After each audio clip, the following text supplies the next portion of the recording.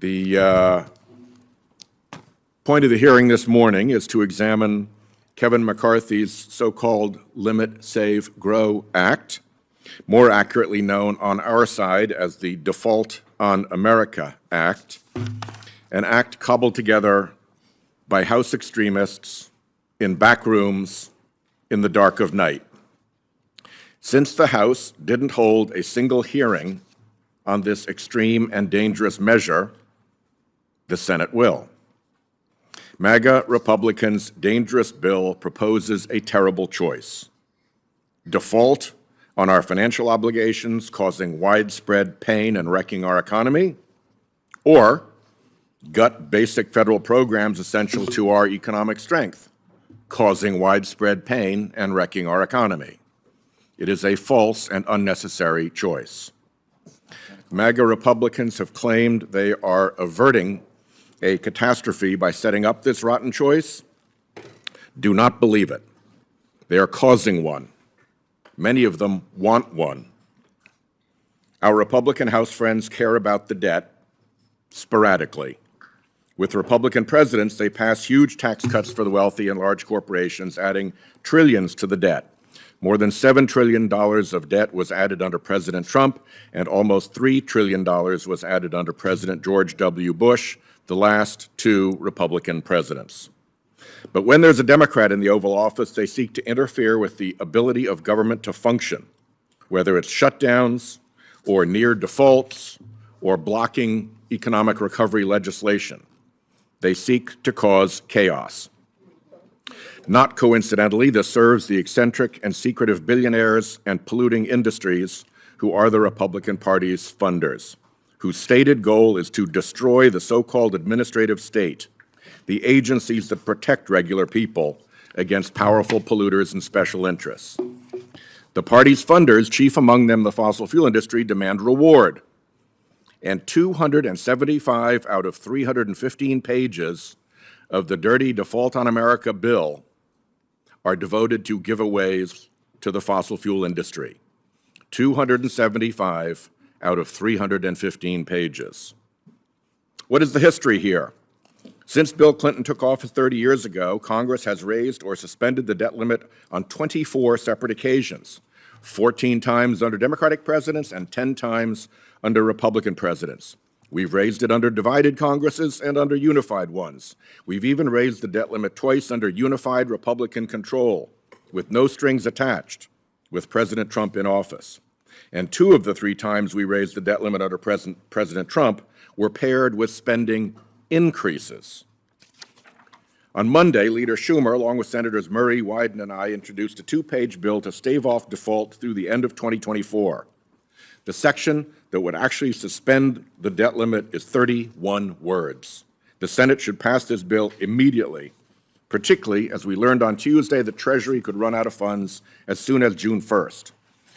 Attempting to extract partisan policy concessions with threats to intentionally drive the American economy off a cliff is the very definition of extremism. Democrats haven't threatened default unless Congress also passes gun control legislation or climate legislation, even though those are desperately needed policies with broad popular support. Why not? Because crashing the global economy, if we don't get what we want, isn't policymaking. It's hostage-taking and it's extremism. So let's examine the 2 terrible options the dirty DOA bill tees up. Option 1 is the Republican default option. What will that cost? Dr. Zandi estimates that a default of even just a few days would lead to a recession, cost close to 1 million jobs, and raise unemployment from 3.4% to 5%. A longer default would cost over 7 million jobs and push the unemployment rate over 8%. Interest rates on car loans, mortgages, and credit cards would rise for decades. Their other option is their Default on America Act, with its massive backroom, devastating cuts to things like border security, law enforcement, education, affordable energy, opioid treatment, Meals on Wheels, elderly housing, and administering Social Security benefits. Supports vital to our economic growth and well-being. Dr. Zandi analyzed the effects of this option and estimates the DOA Act would cost 790,000 jobs and shrink the economy by $141 billion next year. We're supposed to choose between 790,000 and nearly 1 million jobs lost, between recession and a $141 billion hit to the economy. Pick your poison. It's a false choice, and we shouldn't go either way. In addition to the cuts, the bill imposes what it calls 1% caps.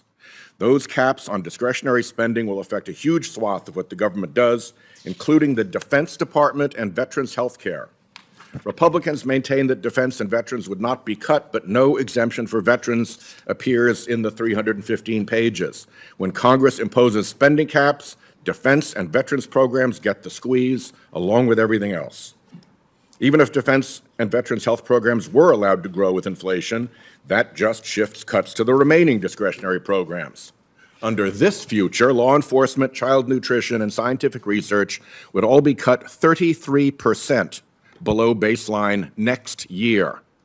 And by 2033, they'd be cut 60%. Even the Republican chairman of the House subcommittee that oversees transportation and housing spending implied that the proposed cuts are, quote, essentially unworkable. Here are some gems.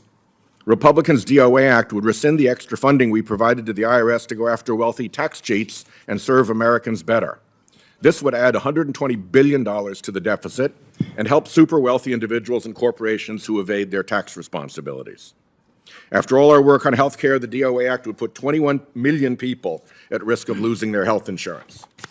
The DOA Act is a field day for polluters, repealing clean energy tax credits that are already generating over 142,000 jobs from more than 190 projects, including projects Republicans have touted back home, before coming to Washington to pull down those very credits. Freeze frame that and read it at your leisure. Those are comments by Republican House members lauding projects funded by those tax credits they're trying to undo. It would even let fossil fuel interests leak polluting methane emissions with no fee for that pollution. By contrast, President Biden's budget proposed $3 trillion of deficit reduction by raising taxes on the wealthy and large corporations. It was win-win. People and corporations dodging tax responsibilities would pay a fairer share, and the economy would grow. This DOA proposes raising costs on working families. It's a lose-lose, pick your poison, default, or disaster. Simply put, we must raise the debt limit, we must do it now, and we must do it without wrecking lives and livelihoods to appease eccentric billionaires.